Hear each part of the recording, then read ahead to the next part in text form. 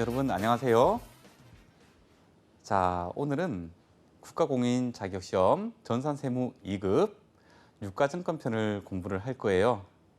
자, 우리 1회편, 2회편 공부하면서 어떻게 공부하는데 좀 도움이 되었는지 잘 모르겠네요.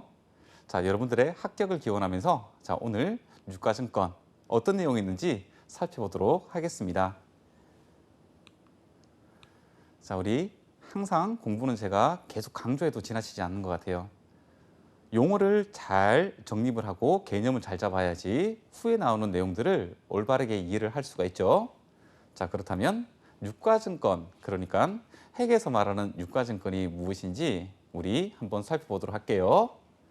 자, 유가증권이란 재산적 권리를 나타내는 증권이라고 일단은 정의를 내리고 있네요. 자, 그런데 이 유가증권은 두 가지로 또 구분을 하고 있어요. 어떤 거냐면 우리 주식이나 이런 것들 소유 지분을 나타내는 자, 지분 증권이라고 얘기를 해요. 우리 여기서는요. 자, 그리고 뭐 국채나 또는 공채나 우리 채권이라고 얘기하는 것들 있죠. 자, 이런 것들을 우리는 채무증권이라고 이야기를 합니다. 자, 그래서 유가증권은 재산적 권리를 나타내는 증서인데 지분증권하고 채무증권으로 우리가 구분한다는 거 일단은 기억을 하고 시작을 해야 될 것 같네요. 자, 유가증권에 대한 개념을 살펴봤으니까 자, 어떠한 유가증권에 어떠한 것들이 있는지 한번 보도록 할까요? 자, 첫 번째 단기매매증권이 있고요. 자, 두 번째 만기보유증권이 있고요. 세 번째 매도가능증권이 있고요. 자, 네 번째 지분법 적용 투자주식이라는 게 있어요. 자, 단기매매증권, 만기보유증권, 매도가능증권은 조금 낯설지가 않는데 영 낯선 친구가 하나 있죠. 자, 지분법 적용 투자주식이에요. 사실 우리가 공부하고 있는 수준에서는 깊이 있게 나오지 않습니다. 약간 개념 정도만 알고 넘어가더라도 문제 푸는 데는 이상이 없을 겁니다. 자, 하지만 단기매매증권, 만기보유증권, 매도가능증권은 똑부러지게 공부를 해야 되겠죠. 자, 단기매매증권은 제가 우리 1회차 당좌자산 공부를 할 때 한번 개념을 얘기를 해드렸어요. 자, 기억나나요? 자, 단기매매증권은 자, 단기간 내에 시세 차익을 목적으로 보유하는 우리 유가증권을 단기매매증권이라고 합니다. 자, 제가 당좌자산이라고 얘기를 했죠. 자, 당좌자산은 어디에 속하나요? 자, 유동자산에 속하게 되겠죠. 자, 그래서 단기매매증권은 단기간 내에 매매 차익을 목적으로 보유를 하고 그리고 유동자산으로 분류한다. 그 유동자산 중에서 당좌자산으로 분류를 하는 거죠. 자, 만기보유증권은 자, 만기까지 보유할 의도와 그리고 그런 능력이 있을 때 보유를 하는 것을 만기보유증권이라고 이야기를 합니다. 우리가 계정을 분류할 때는 자, 비유동자산으로 분류를 하는 거예요. 자, 우리가 유동성 구분에 따라서 보고기간 말일로부터 1년 이내에 도래하는 것은 만기보유증권, 유동자산, 그리고 1년 이후에 도래하는 것은 비유동자산이라고 구분한다고 이야기를 했죠. 여기 말하는 만기보유증권도 자, 보고기간 말일로부터 만기가 1년 이내로 도래하게 되면 비유동자산이 아니고 유동자산이 되는 것들입니다. 자, 하지만 만기보유증권은 일단 1년 이상의 만기를 가진 것들이 많겠죠. 그래서 원칙상은 비유동자산이고 만약 만기가 1년 이내라면 유동자산으로 분류를 해줘야 되는 것들입니다. 자, 매도가능증권이라는 친구가 하나 있죠. 자, 이 친구는 단기매매증권도 아니고 만기보유증권도 아니면 매도가능증권이라고 이야기를 합니다.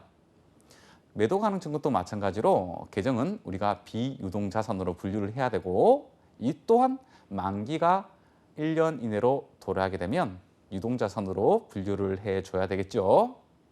자, 마지막으로 지분법 적용 투자 주식이라는 게 있습니다. 자, 이 지분법 적용 투자 주식은 지분 증권을 가지고 있으면서 다른 회사에 중대한 영향력을 행사할 목적으로 가지고 있는 것을 지분법 적용 투자 주식이라고 이야기를 합니다. 자, 어떤 회사가 다른 회사의 경영권이라든가 여기에 개입을 하고 싶다. 그러면서 취득한 주식은 지분법 적용 투자 주식이라고 생각을 하면 되는 거겠죠. 자, 유가증권은 어떤 것들이 있는지를 우리가 살펴봤어요. 자, 두 번째 토픽으로 이 최초에 우리가 분류한 유가증권에서 또 다른 유가증권으로 재분류가 가능한지 여부를 한번 해볼 건데요. 유가증권의 보유 의도와 보유 능력이 변화된 경우에는 우리가 재분류할 수 있는 회계 규정이 있습니다. 자, 단기 매매 증권은 만기 보유 증권으로 갈 수가 있고요. 매도 가능 증권으로도 갈 수가 있습니다. 자, 하지만 단기 매매 증권이 시장성을 상실한 상태가 된다면 반드시 매도 가능 증권으로 분류를 해줘야 됩니다. 자, 최초에 만기 보유 증권으로 분류를 했어요. 자, 그런데 보유 의도가 변화가 되어가지고 갈 수 있는 곳은 단기 매매 증권으로는 가지 못합니다. 어디로 갈 수 있냐? 매도 가능 증권으로만 갈 수가 있는 거예요. 자, 마지막 최초에 매도 가능 증권으로 분류를 했어요. 그럼 이 친구도 단기 매매 증권으로는 가지 못해요. 매도 가능 증권에서 만기 보유 증권으로는 갈 수가 있는 겁니다. 자, 결국 정리를 하자면 최초에 분류를 했을 때 다시 보유 의도가 변화가 되어서 재분류를 할 때 어떤 거든지 단기 매매 증권으로는 갈 수가 없고 단기 매매 증권 외쪽으로는 갈 수가 있다는 겁니다. 추가적으로 하나 더, 단기 매매 증권 경우에 시장성을 상실했다면 반드시 매도 가능 증권으로 재분류를 할 수 있다는 겁니다. 자, 이제 유가증권의 회계 처리에 대해서 살펴보려고 할 거예요. 자, 우리 모든 자산 다 똑같죠. 자, 첫 번째, 취득을 했다, 보유를 한다, 처분을 한다. 자, 중간에 보유를 하면서 수익이 발생할 수도 있고요. 또 하나, 보유를 하면서 회계 기간 말에 평가를 할 수가 있겠죠. 자, 이런 일련의 회계 처리에 대해서 한번 살펴보도록 할 거예요. 자, 어렵지 않습니다. 천천히 주의해라, 기억해라, 이런 것들만 여러분들이 잘 주의해서 듣고 잘 기억을 해 주시면 되는 거죠. 자, 유가증권 취득 시 회계 처리를 할 때 취득 원가는 어떻게 잡는지, 그리고 취득을 하면서 거래 비용이 발생을 했다면 그 거래 비용을 어떻게 처리를 하는지를 먼저 살펴봐야 되겠네요. 자, 동일하게 우리 취득 원가, 단기 매매 증권이든 만기 보유 증권이든 매도 가능 증권이든 매입가액이 취득 원가가 되는 겁니다. 자, 여기에서 여러분들이 주의해서 한 가지 기억을 해줘야 됩니다. 자, 어떤 거냐 하면 거래 비용이 발생했을 때 어떻게 이거를 회계 처리할 것이냐라는 건데요. 자, 지금 이 단기 매매 증권 있죠. 이 단기 매매 증권을 취득하면서 발생한 거래 비용은 모두 비용 처리를 해줘야 되는 것들입니다. 거래 비용이니까 우리 수수료 비용 계정이라는 것을 사용하면 되겠네요. 자, 만기 보유 증권 또는 매도 가능 증권은 매입가액은 정상적으로 취득 원가에 넣어주면 되겠지요. 하지만 이 거래 비용은 단기 매매 증권하고 달리 취급을 하고 있습니다. 어떻게 하느냐? 이 거래 비용조차도 매입가액으로 넣어줘라, 이렇게 회계 처리를 규정을 하고 있는 거예요. 자, 숨은 의도가 있겠죠. 왜냐하면 회계 규칙이라는 게 합리적으로 만들어진 것이거든요. 자, 단기 매매 증권은 왜 거래 비용을 단기 비용 처리하느냐? 그것은 단기 매매 증권은 일단은 보유 기간이 굉장히 짧죠. 그리고 시세 차익을 목적으로 샀다가 팔았다가 샀다가 팔았다가 이런 시간적인 간격이 짧겠죠. 그러니까 굳이 매입가액에 넣어서 어렵게 회계 처리를 할 이유가 없는 거죠. 자, 그래서 단기 매매 증권은 단기 거래 비용을 단기 비용 처리한다라는 규정을 여러분들 꼭 기억을 해줘야 되는 거예요. 그게 다른 유가증권하고 다르게 회계 처리하는 겁니다. 자, 우리 회계 처리 예시를 한번 보도록 할게요. 자, 단기 매매 증권입니다. 자, 회사가 현금 11,000원을 주고 단기 매매 증권을 우리가 구입을 했네요. 자, 그런데 이 11,000원 안에 뭐가 있었냐 하면 우리 거래 비용이 1,000원이 있었던 거죠. 자, 그래서 단기 매매 증권은 자, 우리 차변에 단기 매매 증권 10,000원을 계상을 해주고요. 발생한 거래 비용은 어떻게 한다? 수수료 비용으로 처리를 한다. 자, 이게 단기 매매 증권 취득 시 회계 처리에 해당이 되는 겁니다. 자, 두 번째. 자, 매도 가능 증권 어떻게 처리하는지 한번 보도록 할게요. 자, 동일하게 현금 11,000원 주고 우리가 구입을 하려고 해요. 자, 그런데 이 11,000원 안에 거래 비용이 포함되어 있다, 안 되어 있다? 포함되어 있습니다.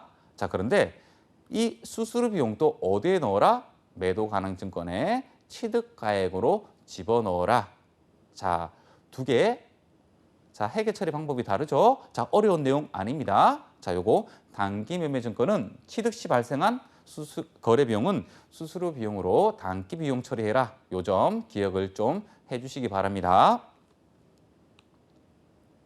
자, 두 번째 토픽이죠. 자, 이 유가증권을 자, 취득을 했고 이제는 보유를 하고 있습니다.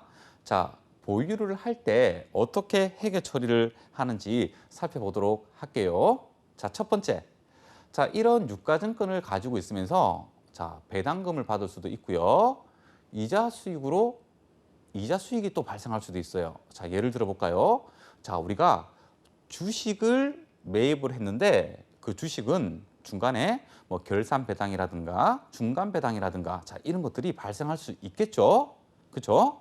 자, 그때 그런 배당을 받았을 때 어떻게 회계 처리하는가? 자, 두 번째.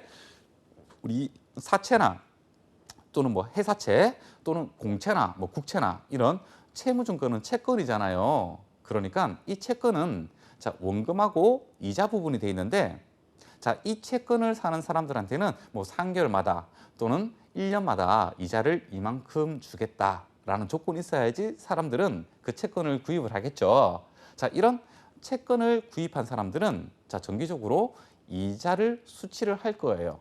그때 이자를 수취할 때 이런 이자 수익이 발생했기 때문에 회계 처리를 해야 되겠죠. 자, 그 내용을 보려고 합니다.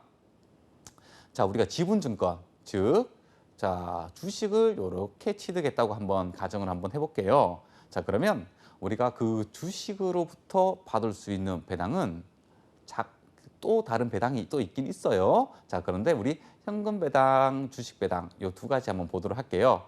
자, 현금 배당은 현금으로 우리가 배당금을 받는 것을 의미를 하는 겁니다. 자, 두 번째, 주식 배당은 제가 가지고 있는 그 주식, 그 회사에 신주를 다시 배당을 받는 것을 이야기를 하는 거죠. 자, 이럴 때, 자, 현금 배당이 발생을 했다. 그러면 받는 우리 입장에서는 배당금 수익으로 인식하는 회계 처리를 해줘야 됩니다. 자, 만약에 주식 배당을 받았다.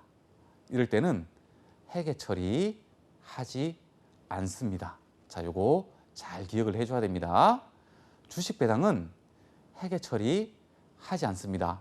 무엇만 하냐면 회사 내부적으로 요 단가와 요 수량만 새롭게 계산을 하는 겁니다. 자, 왜 회계 처리하지 않느냐 하면 취득 원가에 영향을 주지 않기 때문입니다. 그렇죠?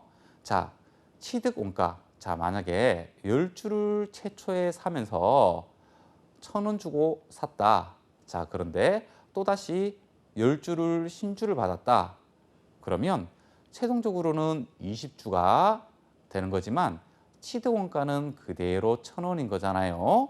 그래서 이렇게 주당 단가만 새롭게 계산하지 회계 처리는 하지 않는 거예요. 자, 요거 주의해야 됩니다. 자, 만약에 우리가 이런 회사채라든가 이런 채권을 구입을 했다고 한번 해봐요. 자, 그렇다면 이자를 수취하겠죠? 자, 그러면 이거는 이자 수익으로 인식을 해주면 되는 겁니다. 자, 보유할 때 첫 번째 회계 처리 방법이었습니다. 자, 두 번째. 자, 우리가 보유를 하면서 자, 회계 연도 말에 우리가 평가하는 과정들이 있겠죠.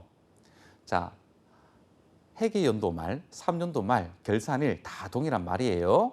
자, 유가증권은 공정가치법을 적용하기 때문에 기말에 평가를 해줘야 됩니다. 자, 그럼 기말에 평가할 때 어떻게 평가하는지 한번 보도록 할게요.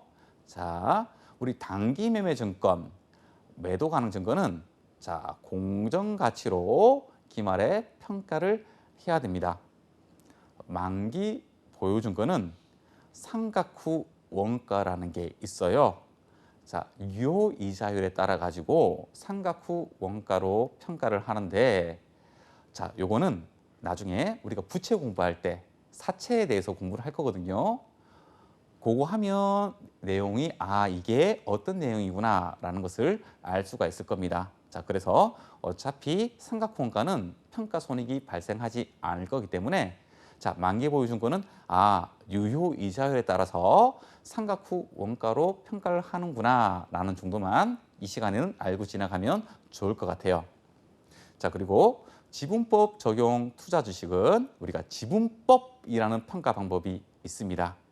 자, 거기에 따라서 하는 건데요. 우리가 취급하지는 않을 거예요. 자, 우리 전산세무 2급 과정 이상의 과정에서 나오는 내용들이기 때문에 지분법 적용 투자 주식은 지분법에 따라서 평가를 하는구나. 이렇게 간단하게 알고 넘어가도 됩니다.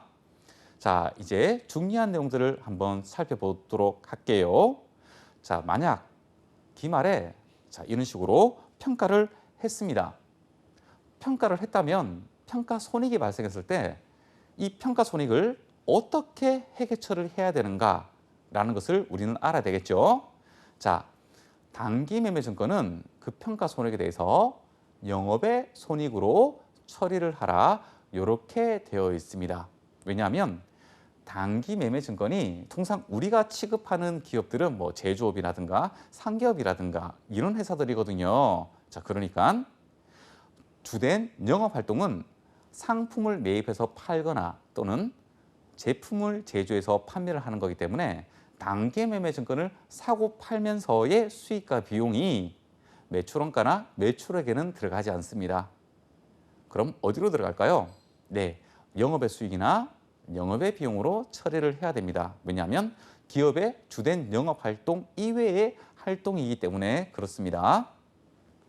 자, 이 영업의 손익으로 처리하는 게 하나 더 있습니다. 어떤 거냐면 지분법 적용 투자 주식도 지분법에 따라서 기말에 평가를 하게 된다면 그 평가 손익을 영업의 손익으로 처리를 하도록 그렇게 되어 있습니다. 자, 이제 여러분들이 기억해야 되는 거 요거 하나 있습니다. 자, 어떤 거냐 하면 자, 매도 가능 증권을 기말에 공정가치로 평가를 한다. 자, 그럴 때 평가 손익이 발생했다. 어떻게 처리해야 되느냐? 요거는 자본으로 처리를 해야 되는 거예요. 자본으로. 자, 자본 계정 중에서 기타 포괄 손익 누계액이라는 계정 과목이 있어요. 그래서 우리가 매도 가능 증권과 관련된 평가 손익은 기타 포괄 손익 누계액으로 밀어 넣어줘서 자본으로 처리를 해야 되는 거예요. 손익계산서에 올라가는 영업의 손익하고는 아무런 관련이 없습니다. 자, 시험 문제에서는 단기매매 증권, 매도 가능 증권이 자주 출제가 된단 말이죠. 자, 그러면 말 문제든 계산 문제든 풀 때 어떻게 풀어야 되죠? 손익계산서에 영향을 주는 평가 손익은 단기매매 증권이에요. 단기매매 증권, 우리 손익계산서에. 근데 매도 가능 증권의 평가 손익은 그 평가 손익이 자본으로 들어가기 때문에 손익계산서에 영향을 받지가 않습니다. 무슨 말인지 아셨죠? 자, 이 평가 손익은 계속해서 기말 평가를 하면서 자본에 누적이 되다가 나중에 처분할 때 처분 손익으로 밀어 넣어주면 되는 것들입니다. 자, 구체적인 회계 처리 방법을 한번 살펴보도록 할게요. 자, 단기 매매 증권, 매도 가능 증권, 만기 보유 증권 이렇게 세 가지가 있는데요. 자, 우선 단기 매매 증권 중에서 기말에 평가했을 때 이익이 발생했다. 자, 보세요. 그러면 이익이 발생했으니까 단기 매매 증권을 먼저 증액을 시켜주는 거예요. 그러면 재무상태표 상에 단기 매매 증권이 올라가겠죠. 자, 그리고 대변에는 단기 매매 증권 평가 이익을 잡아줍니다. 이 평가 이익 금액이 우리 손익계산서 금액에 영업의 수익으로 넘어가는 거예요. 그러면 어떻게 되죠? 법인세 비용이 그만큼 증가하겠죠. 네, 단기 순이익이 커지는 거니까요. 자, 만약에 평가 손실이 발생했다. 그러면 차변에 단기 매매 증권 평가 손실을 이렇게 잡아줍니다. 대변에는요, 반대로 재무상태표에 있는 단기 매매 증권을 감액을 시켜주면 되는 거예요. 이런 식으로. 그죠? 자, 어렵지 않다. 그죠? 단기 매매 증권은 어렵지 않아요. 자, 매도 가능 증권입니다. 우리 매도 가능 요 친구가 조금 어려운 친구들이에요. 우리 회계 처리할 때 하나씩 누락되는, 그리고 우리가 실습으로 넘어갈 때도 한 번씩 자료를 조회할 때 한 번씩 누락을 잘하는 친구가 요 매도 가능 증권이라는 친구예요. 자, 어떻게 하는지 볼게요. 자, 평가 이익이 발생했어요. 자, 근데 이 평가 이익이 X1년도 말에 평가를 했다고 한번 해봐요. 자, 그때 매도 가능 증권이 똑같이 증액이 되겠죠. 여기처럼 단기 매매 증권처럼요. 자, 그리고 대변에는 매도 가능 증권 평가 이익을 이렇게 잡아줍니다. 자, 주의를 하라고 했죠. 자, 이 평가 이익은 단기 매매 증권 평가 이익하고 성격이 다르다고 했다. 그죠? 단기 매매 증권 평가 이익은 손익계산서로 넘어가고 매도 가능 증권 평가 이익은 어디로 간다? 네, 자본으로 간다. 그죠?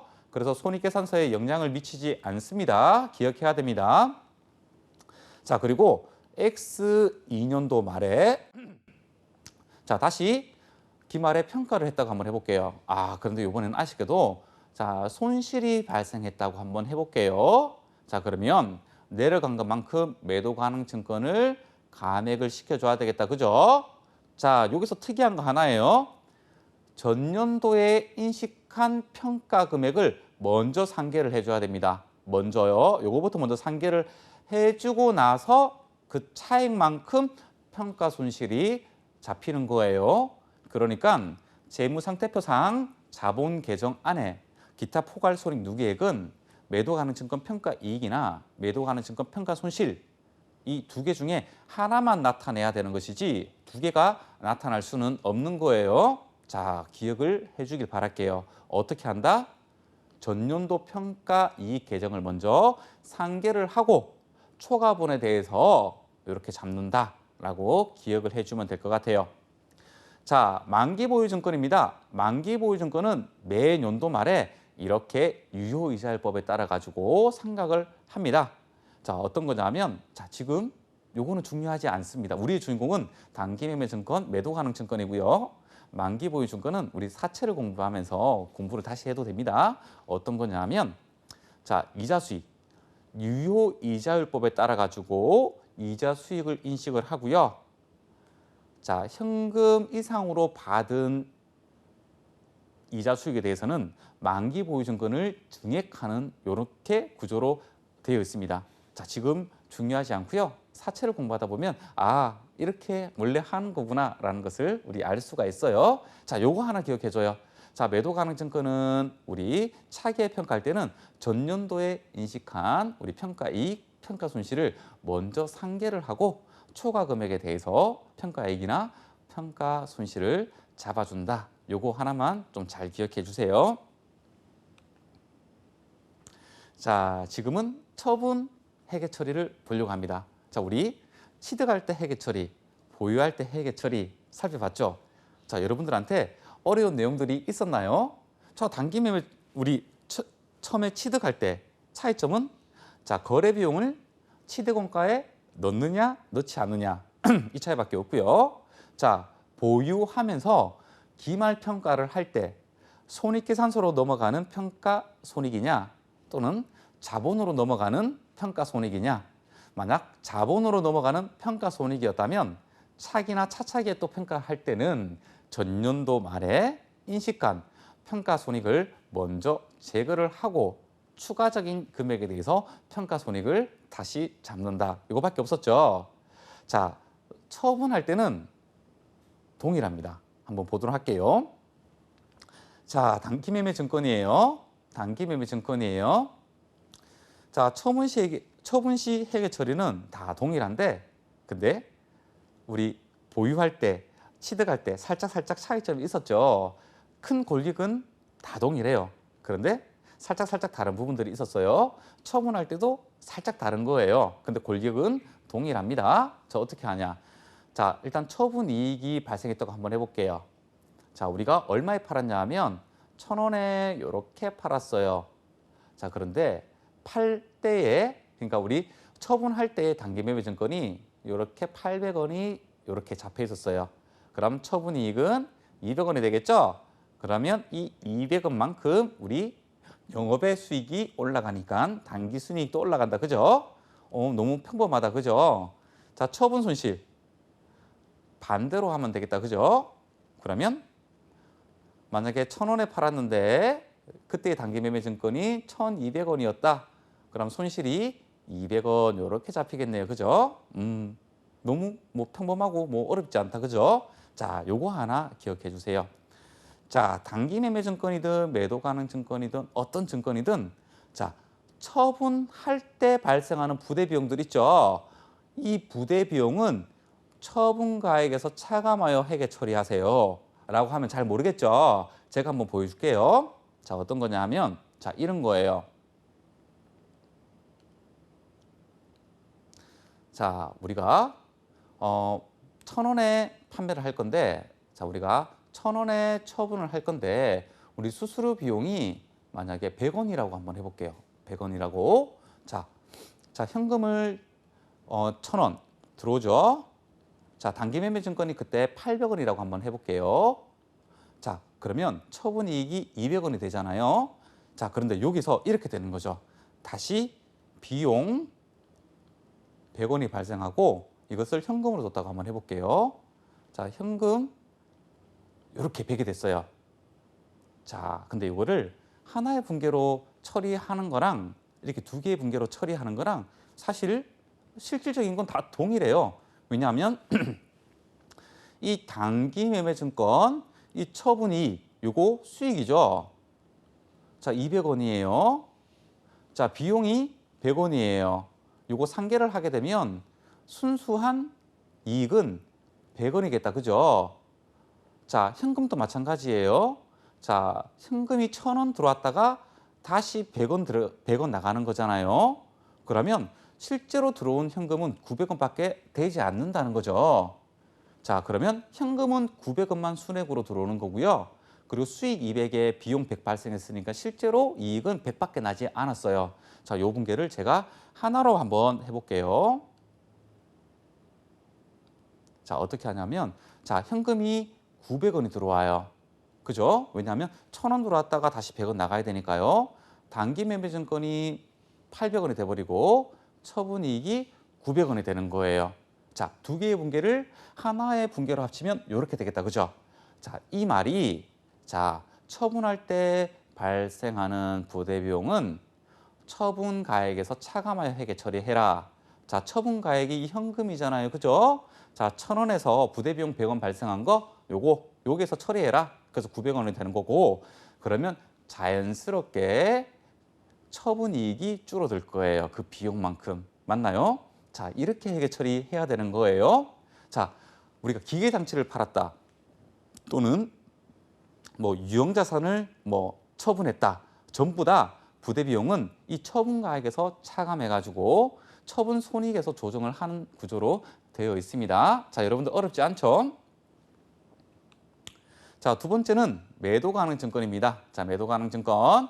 자, 처분 이익이 발생했어요. 처분 이익이. 자, 이럴 때 자, 처분 가액이 먼저 들어오겠죠. 처분 가액이. 그리고 장부상 매도 가능 증권이 이렇게 있을 거예요. 자, 그런 다음에 자, 전년도에 평가 이익을 이렇게 대변에 만약에 이렇게 잡았다. 그럼 이것을 먼저 상계를 해주고 처분 이익으로 인식을 해야 되는 거예요. 자, 이렇게 분개하는 거예요. 단기 매매 증권하고는 다르죠. 왜냐하면 단기 매매 증권은 평가 손익이 손익계산서로 들어가면서 그 연도로 끝나버리거든요.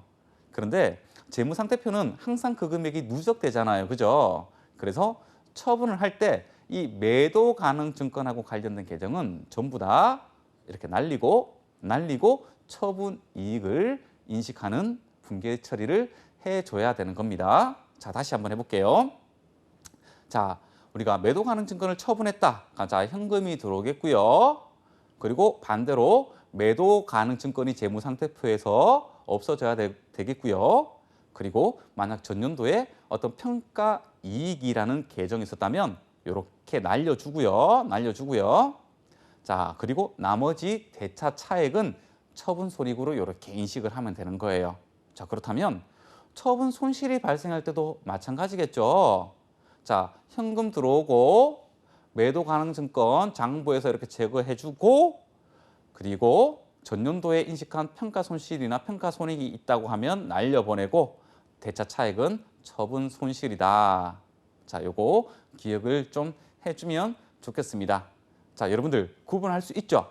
자, 단기 매매 증권, 매도 가능 증권 차이점은 뭐예요? 매도 가능 증권은 전년도 또는 전전년도 이렇게 누적해서 인식한 평가 손익을 먼저 제거해주고 그 차액이 처분 손익으로 잡아줘야 된다는 겁니다. 이거 은근히 잘 까먹고요. 그리고 나중에 우리 실습할 때, 우리 일반 전표 분개할 때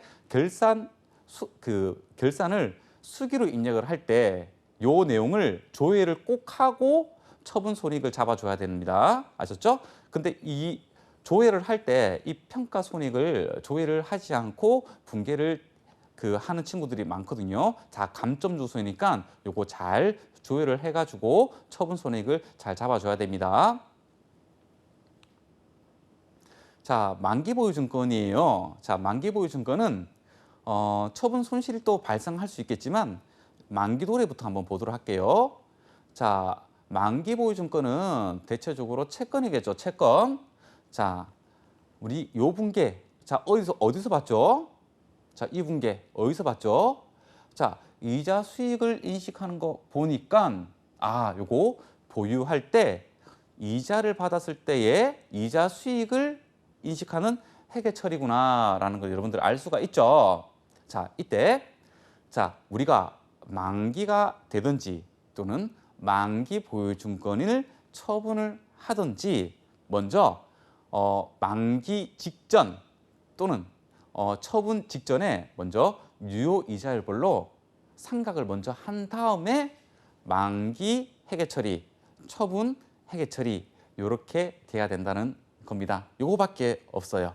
자, 만기 보유 증권은 제가 너무 기억을 이렇게 주의 깊게 안 해도 된다고 말씀드렸죠. 요거 나중에 부채할 때 사채를 공부하면서 조금 날카롭게 공부를 할 내용들이기 때문에 요렇게 회계 처리하는구나 가볍게만 보시고 여러분들이 외워야 되는 거는 단기 매매 증권, 매도 가능 증권을 취득했을 때, 보유했을 때, 처분했을 때 회계 처리에 대한 비교, 그 내용만 머릿속에 담으면 될 것 같네요. 자, 유가증권과 관련된 회계 처리 공부는 딱 이 세 개밖에 없는 것 같아요. 그렇죠?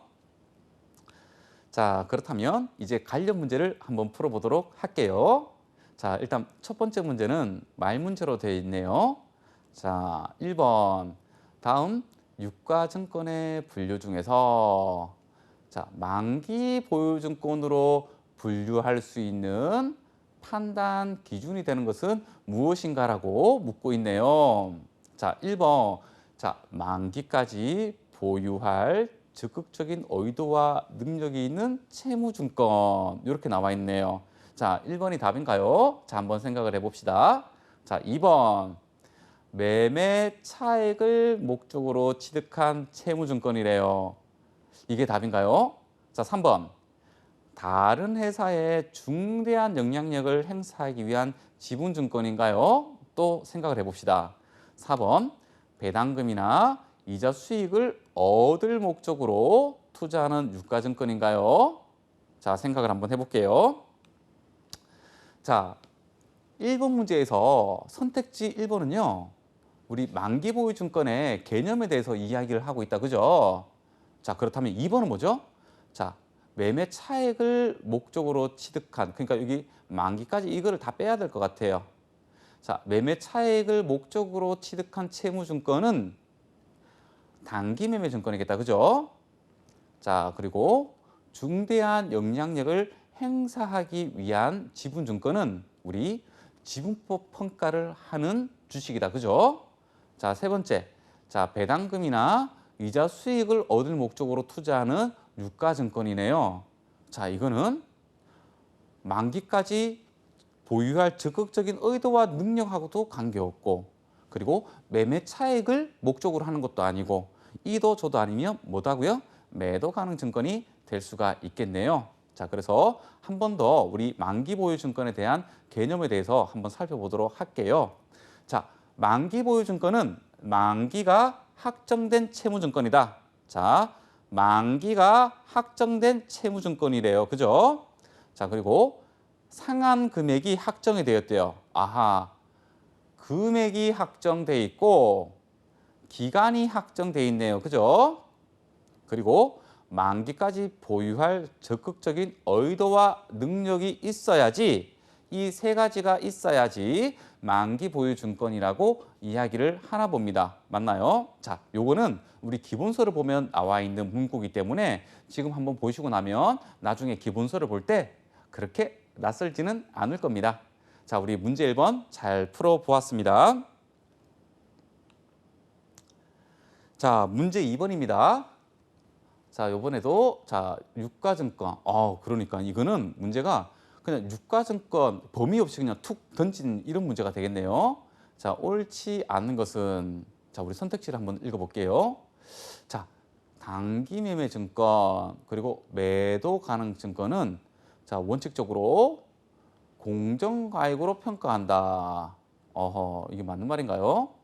자, 여러분들은 제가 읽을 때 이게 맞다 안 맞다는 머릿속으로 좀 해주셔야 돼요. 자, 2번 단기 매매 증권과 매도 가능 증권의 미실현 보유 손익. 아하, 말이 어렵다. 그죠? 이 미실현 보유 손익이 뭐냐면 우리 평가 손익을 얘기하는 겁니다. 평가 손익. 미실현, 아직까지 실현되지 않았다는 거예요. 네. 단기 순이익 항목으로 처리한다. 이 말이 맞는 건가요? 제가 유가증권 취득했을 때, 그리고 보유했을 때, 그 보유했을 때에서 평가했을 때, 그리고 처분했을 때 서로 비교하는 회계 처리 다 보여줬어요. 자, 답을 낼 수가 있어야 됩니다. 자, 3번 매도 가능 증권은 자, 보유 목적에 따라 자, 유동 자산이나 자, 투자 자산으로 분류된다. 아, 제가 요 얘기를 안 들은 것 같네요. 자, 이것도 얘기를 해줄게요. 자, 단기 매매 증권이 시장성을 상실한 경우에는 매도 가능 증권으로 분류한다. 자, 요거 제가 강조한 아까 문구인 것 같아요. 자, 여러분들 이제 혼자서 답을 낼 수가 있죠. 그죠? 자, 기억나죠? 제가 아까 얘기했던 거. 자, 답은 2번입니다. 자, 왜 2번이 일단은 옳지 않은 거니까 왜 옳지 않은지 한번 보도록 할게요. 자, 단기 매매 증권, 매도 가능 증권 미실현 보유 손익은 단기 순이익 항목으로 처리하는 거는 뭐만 한다? 그렇죠. 단기 매매 증권 평가 이익만 우리 손익계산서로 가는 단기 순이익 항목이 되는 거죠. 매도 가능 증권은 이 평가 손익을 어디로 보낸다? 자본으로 보낸다고 제가 계속해서 강조해서 말씀을 드렸어요. 그래서 이 2번 문제는 여러분들이 이 미실현 보유 손익 이게 뭐냐 이게 도대체 라고 생각을 할 수가 있을 텐데, 자, 만약에 실현을 하게 됐다면 처분을 했다는 거나 마찬가지인 거죠. 그죠? 자, 그래서 미실현 보유 손익은 평가 손익이구나. 평가 손익의 다른 말이 미실현 보유 손익이구나 라고 생각을 해주면 될 것 같습니다. 자, 그러면 매도 가능 증권은 빼고 단기 매매 증권의 미실현 보유 손익은 단기 순이익 항목으로 처리한다 라고 선택지를 바꾸게 되면 맞는 표현이 되겠죠. 그죠? 자, 1번 선택지 한번 볼게요. 자, 단기 매매 증권, 매도 가능 증권은 원칙적으로 공정가액으로 평가한다. 제가 처음에 평가할 때 얘기를 들었죠. 자, 공정가액으로 평가하는데 공정가치, 공정가액 다 동일한 말이죠. 그죠? 자, 유가증권은 회계 처리 방법이 공정가치법을 쓰고 있는 거죠. 그죠? 자, 그래서 1번 문장 맞아요. 자, 3번 문장.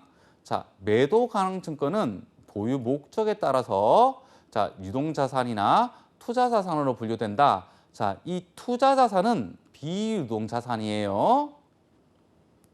자, 매도 가능 증권이 보고기간 말일로부터 1년 이내에 만기가 도래야 한다면 자, 유동자산으로 분류하는데 유동자산 중에서 당좌자산으로 분류를 하면 되고요.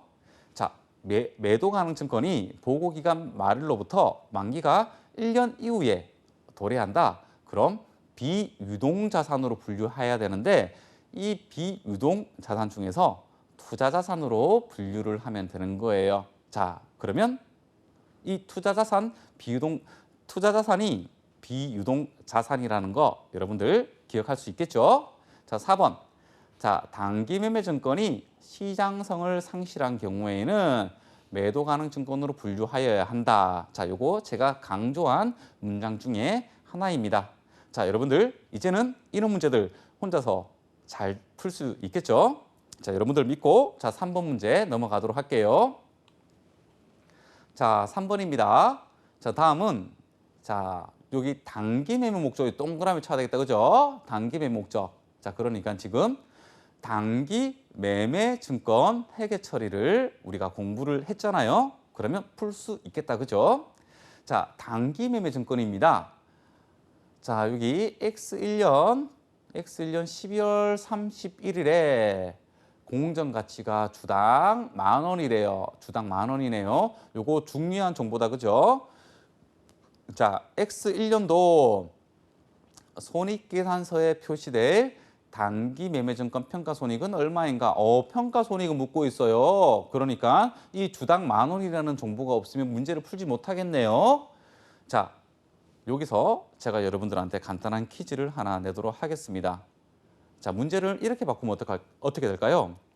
다음은 매도 가능 증권으로 분류한 주식회사 학동주식의 거래 내역이다. 자, 20X1년 12월 31일에 주식회사 학동의 공정가치가 주당 10,000원이면 20X1년도 손익계산서에 표시될 매도 가능 증권 평가손익은 얼마인가? 라고 묻는다면 여러분들은 어떻게 답을 해야겠네요? 잘 배운 대로 여러분들은 0이라고 이야기를 할 수 있겠다. 그죠? 왜요? 매도 가능 증권 평가손익은 어디로 간다? 손익계산서가 아니고 자본으로 바로 가버리죠. 그러니까 재무상태표로 가기 때문에 손익계산서하고 아무런 관련이 없다. 그죠? 자, 그래서 매도 가능 증권 평가손익을 묻는다면 답을 0 찍고 그냥 바로 넘어가면 되는데 단기 매매 증권 평가손익이니까 우리 한번 풀어봐야 되겠다. 그죠? 자, 자료를 한번 보도록 할게요. 자, X1년 1월 20일에 1,000주를 매입을 했고요. 5월 30일에 1,000주 중에서 1,000주 중에서 500주를 매도를 했네요. 자, 그럼 남아있는 주식 수가 500주가 되겠다. 그죠?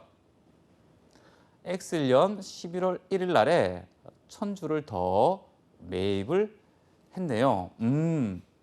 지금 한 번에 평가가 되는 게 아니고 두 번에 나눠서 평가를 해야 되겠다. 그죠?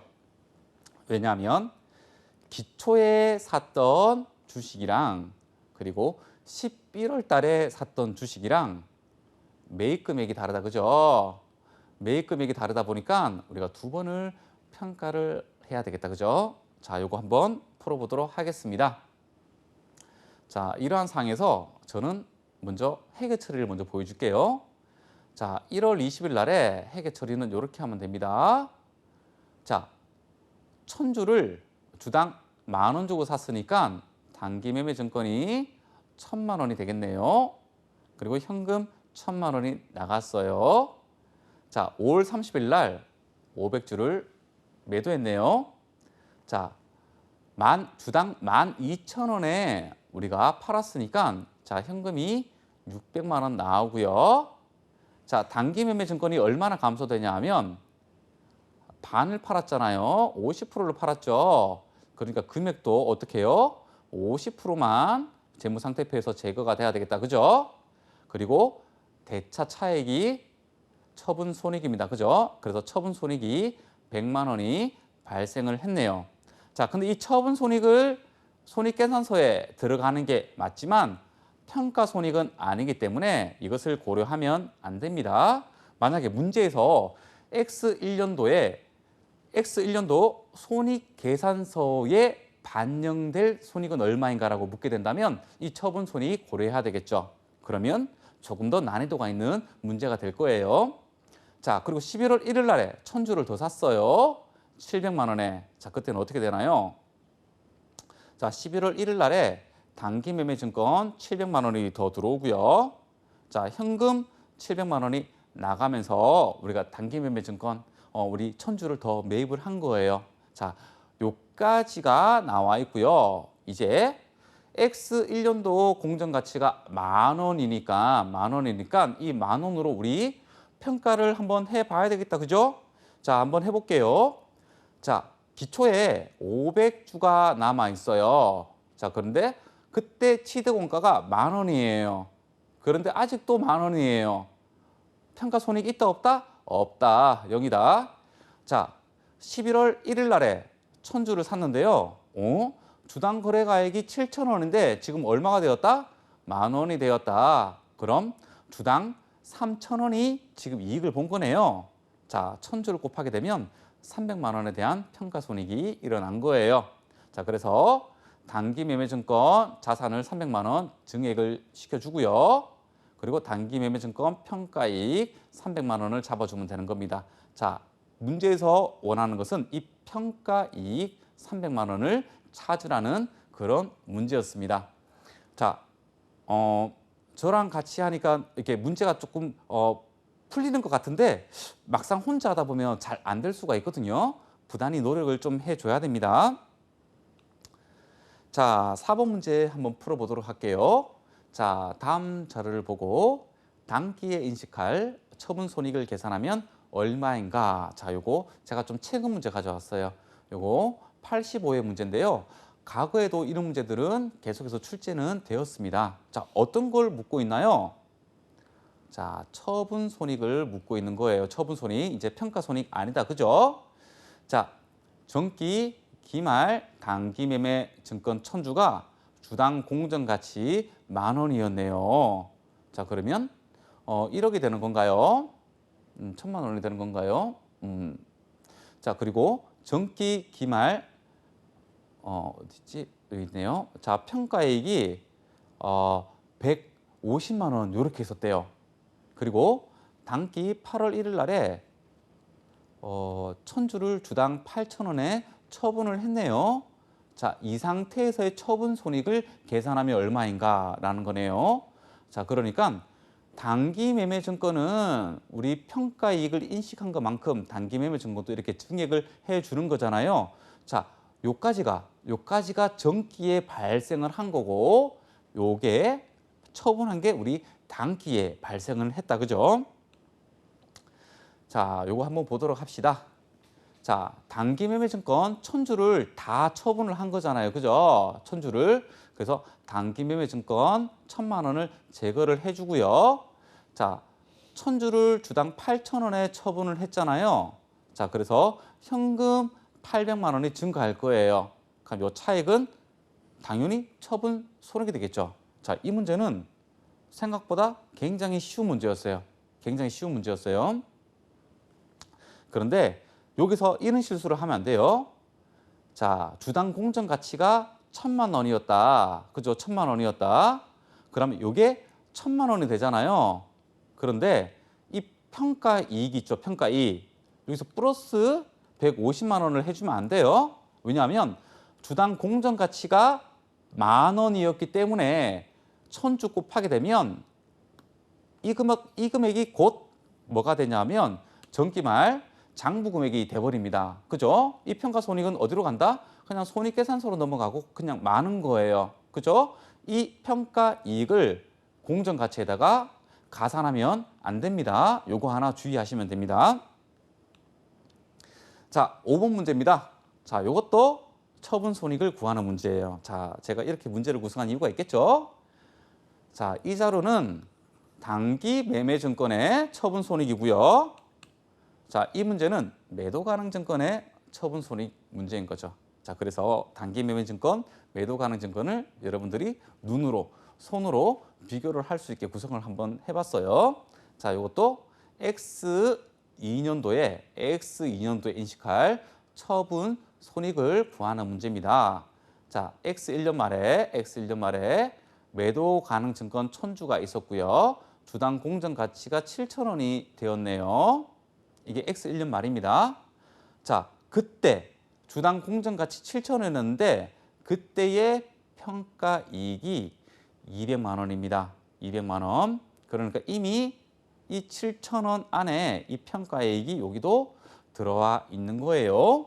그리고 나서 1000주를 다 판 게 아니고 50%만 팔았네요. 50%만요. 자, 주당 6,000원에 처분을 했네요. 딱 봐도 일단 주당 1,000원 손실 보고 팔았네요. 그죠?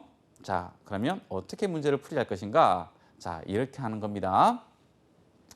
자, 지금 우리가 매도 가능 증권이 작년에 보면 기말에 이 1000주에 7,000원이잖아요.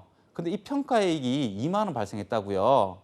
자, 1000주에다가 7,000원을 곱하게 되면 700만 원이라는 겁니다. 700만 원. 자, 그런데 우리가 X년도 기초금액을 X로 놓고 산정을 해본다면 평가이익이 플러스 이 X에다가 200만 원이 가산이 되어서 700만 원이 됐다는 겁니다. 700만 원. 자, 그러면 최초에는 우리가 500만 원이었다라는 거 알고 계시죠? 자, 이렇게 역산을 할 수도 있어야 되는 거예요. 자, 50%만 팔았기 때문에 자, 일단은 매도 가능 증권 50%를 먼저 제거를 해줍니다. 어디 50%예요? 700만 원에 50%를 먼저 장부에서 제거를 해줍니다. 자, 현금 500주를 6,000원에 팔았으니까 현금이 300만 원 들어오겠죠? 자, 여기에서 이제 중요한 포인트가 나옵니다. 자, 지금 우리가 매도 가능 증권과 관련된 평가이익이 이 200만 원이 어디에 잡혀져 있어요? 자, 원쪽에 기타 포괄 손익 누계 계정에 잡혀 있겠죠? 자, 이 200만 원 또 제거를 해줘야 되는데 50%밖에 처분을 하지 않았어요. 자, 그래서 이 평가이익도 50%만 제거를 해줘야 되는 거예요. 자, 우리가 매도 가능 증권 처분했을 때 매도 가능 증권도 날려야 되고 평가이익도 날려야 되잖아요. 자, 이거는 처분 비율만큼만 제거를 시켜주면 되는 겁니다. 자, 그렇게 된다면 매도 가능 증권 처분이익 50만 원이 나온다는 거죠. 자, 여러분들 풀 수 있겠죠? 속산법도 있는데 속산법은 이야기해 주지 않을 거예요. 자, 여러분들이 한번 생각을 하다 보면 알 거예요. 아까 전에 제가 5번 문제 끝에 무엇과 무엇을 비교를 해줬어요. 딱 봐도 주당 1,000원이다. 그렇죠? 무엇과 무엇을 비교했을까요? 그죠? 처분가액과 취득가액입니다. 그럼 그게 속산법이에요. 처분 이익을 바로 잡는 거. 자, 오늘의 마지막 문제 6번 문제입니다.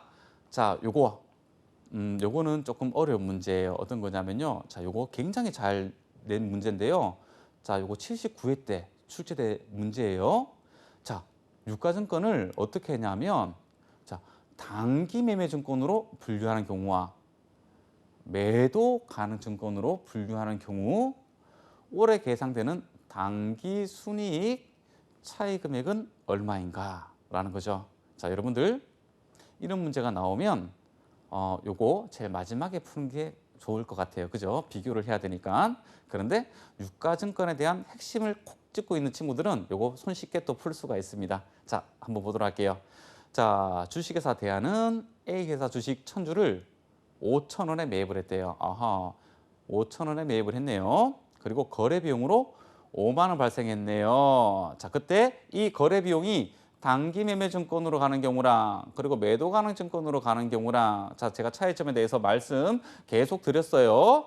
자, 기말에 주당 공정 가치가 5,500원으로 평가가 되었대요. 자, 이럴 때 단기 매매 증권으로 분류했을 때 매도 가능 증권으로 분류했을 때 단기 순이익 차이 얼마인가? 자, 보도록 할게요. 자, 밑에 보면 제가 회계 처리를 다 해놨어요. 자, 단기 매매 증권으로 할 때 그리고 매도 가능 증권을 할 때 회계 처리를 보게 되면 자, 요거 주의하라고 했죠. 자, 현금은 505만 원에 빠져요. 왜요? 1000주 곱하기 주당 5,000원이니까 500만 원이죠. 그리고 거래 비용이 5만 원이니까 현금 505만 원이 빠지면서 단기 매매 증권은 매입가액만 자산으로 잡아주고 나머지 거래 비용은 수수료 비용으로 빠진다. 그죠? 자, 그러니까 이때 수수료 비용 들었죠? 손익계산서상 마이너스 처리가 돼야 되겠다. 그죠? 자, 기말 주당 공정 가치가 5만 5천 원이 되었대요. 자, 그러면 지금 주당 5천 원짜리가 5,500원 되었네요. 그죠? 그러면 500원 곱하기 1000주만큼 올라갔겠다. 그죠? 그래서 단기 매매 증권 50만 원 올려주고 단기 매매 증권 평가이익 50만 원이 증가합니다. 요거 손익계산서상 플러스 되는 요소입니다. 그죠? 그래서 이 플러스 되는 요소, 마이너스 되는 요소 상계를 하고 나면 45만 원만큼 단기 순이익이 올라가겠다. 그죠? 자, 근데 매도 가능 증권은 손익계산서로 넘어가는 거 있다 없다? 하나도 없다. 왜요? 거래 비용은 취득원가로 넣어주고 평가액은 자본으로 넣어주기 때문입니다. 자, 그래서 유가증권에 대한 회계처리에 대해서 핵심을 콕 짚고 있는 친구들은 이 금액이 45만 원이라는 게 그렇게 어렵지 않게 답을 구할 수가 있을 거예요. 자, 오늘은 유가증권에 대해서 살펴봤는데요. 자, 오랫동안 들어주셔서 너무 감사하고요. 오늘 했던 내용들 중요한 내용들 많으니까 꼭 중요하다고 했던 내용들은 기억을 잘 해주시기 바랍니다. 감사합니다.